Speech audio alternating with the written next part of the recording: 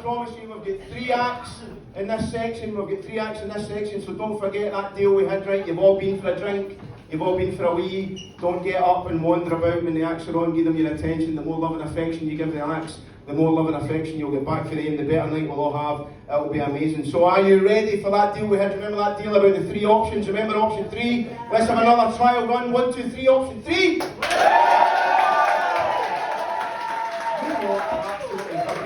Ladies and gentlemen, when I say his name, you go fucking mental, right? I've gigged with this guy a couple of times. He's absolutely brilliant. He runs some gigs down in Worcester. He's come all the way from Worcester to help me tonight, right? You're going to love this guy. 1, 2, 3, put your hands together for me, please.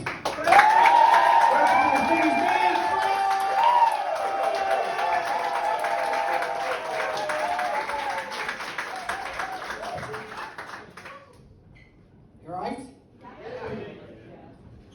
Okay, before I begin, let me address something very important.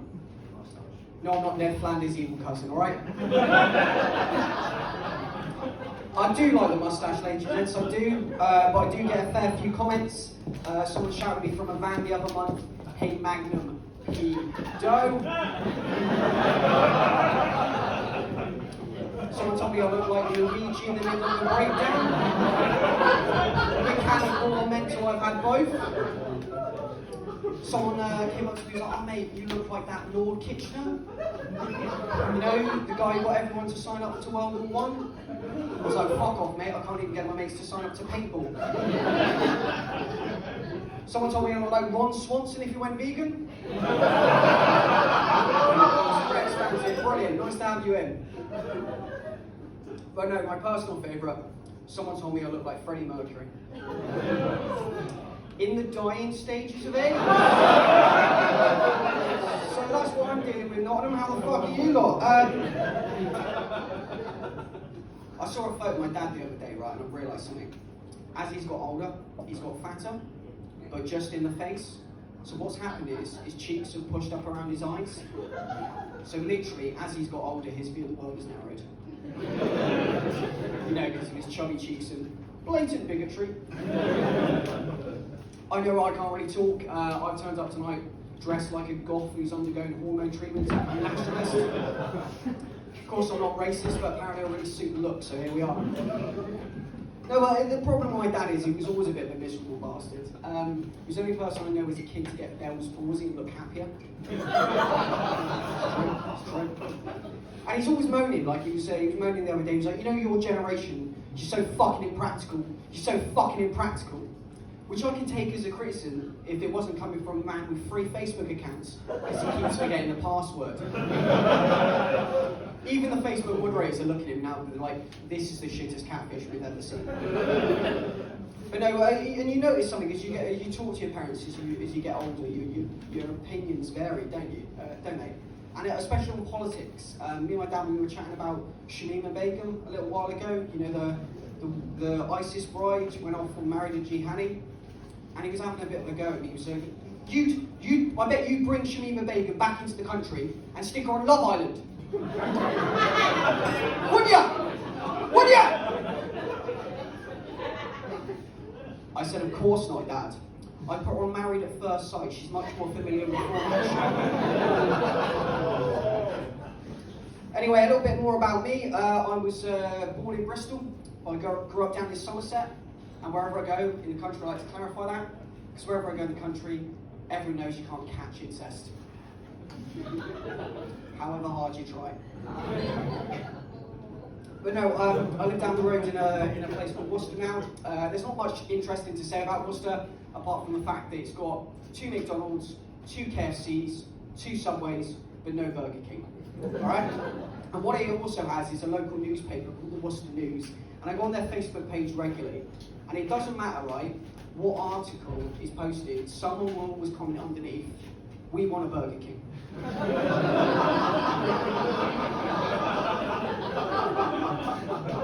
It doesn't matter what it is, Nottingham, right? It could be major pile-up on the M5, "We want a Burger King." Nurse found killing patients, "We want a Burger King." Appeal for a missing child, "We want a Burger King." That last one, right? There was an appeal for a missing child, and someone wrote underneath, going, "We want a Burger King." someone else responded saying, you know, I think that's in poor taste given the situation. And the woman just responded, yeah, but Burger Kings often have crashes, so this wouldn't happen. It's true.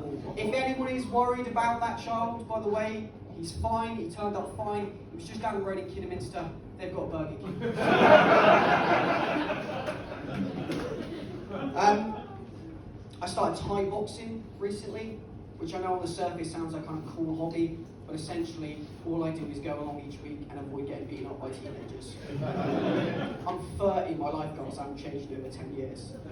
But no, interestingly enough, they do it by weight class, so that's actually meant for the past couple of weeks I've been sparring the instructor's dog. Don't give me that look, madam, it's a tough spaniel, alright? Do you know how hard it is, right, to get a finger up a dog's arse for a boxing glove?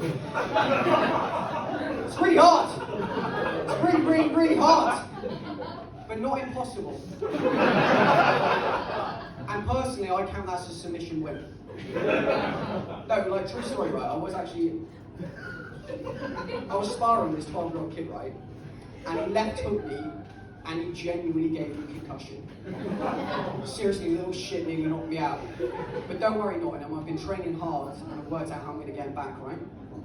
What I'm going to do is I'm going to block, then I'm going to jab, then I'm going to fuck his mum.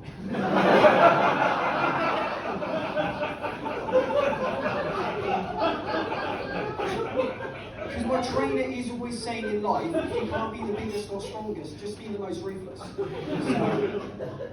I tried something else recently. I went axe throwing. I thought it was a fun day out. B&Q said it was the scariest trial she'd ever had. I'm unemployed at the moment, if you can't tell. I don't know, because I'm unemployed, it means I spend a lot of my days chatting to recruiters. I was chatting to a recruiter the other day and she said, we've had a look through your CV, Mr. Flynn, everything looks great. We just see you've got a career gap at 16, 17. Do you mind telling us what you're doing this time? And I'm thinking to myself, does anyone care what you're doing at 16, 17, right? If you've got up, got dressed, made your way safely to the interview, does anyone care what you're doing at 16, 17? Answers MCAT, speed and ecstasy, by the way, guys. But apparently that's not relevant experience in the pharmaceutical industry. No, I know, like, I've done a lot of shit jobs over the years. I used to work in Weatherspoons, and I knew that job was really devaluing me as a person when this drunk guy threatened to glass me in the face, and I thought to myself, I hope it's not a tankard. We've only got 6 of them left.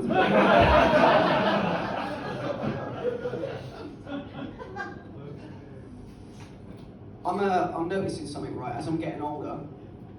My poos are starting to smell more like dog poos. It's true, it's true.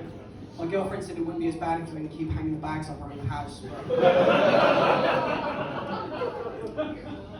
I like to have a roast every time I go see my nan. It's gotten so bad that the cemetery have put up a no eating sign.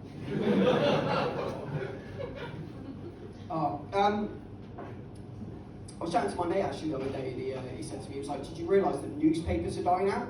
No one's buying newspapers anymore? And I said, for one, you're 35, you're too old to be a paper boy, get a proper job. But I was thinking to myself, newspapers dying out, that's a positive thing. You know, less misinformation, less waste on the environment, and at least in the future it'll be much easier to find dead haulers. A few of you got that, the rest of you, let me explain, alright? Imagine you smell something coming from upstairs, the police kick the door and they go, oh yeah, there he is, next to the iPad and 1 terabyte of storage. I'm into my conspiracy theories, I like conspiracy theories. Anyone into conspiracy theories here? Yeah? Which conspiracy theory, mate, and do you believe it? Flat Earth, yes. Flat Earth. Oh my god, even the anti-vaxxers take the piss out of you lot.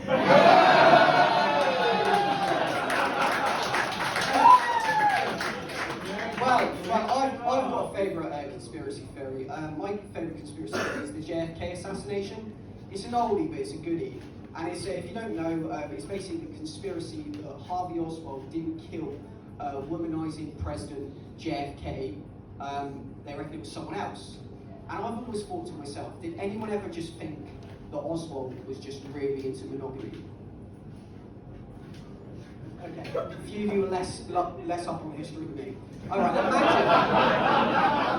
imagine, right, a shot rings out from the book depository and it just goes a little something like this. You're too good for him, Jackie! Marilyn's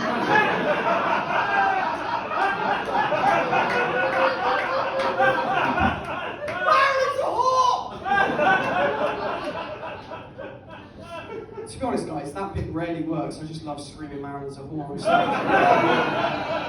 Alright, I've got my own conspiracy theory that I'm trying to get going on the internet at the moment. Do you want to hear it? Yes. I reckon that vape shops aren't real businesses and they were just created as a place for the workers of CX to retire to. See, it makes sense though, doesn't it? No, it makes fucking sense. Alright, I'm gonna tell my story and then fuck off. So, a number of years ago, I got in a bit of trouble with the police for this drunken fight that I had with this guy, and I had to go to court, and I got given community service. And I know some of you are looking at me, you're like, why are you telling us the story, Dave? Well,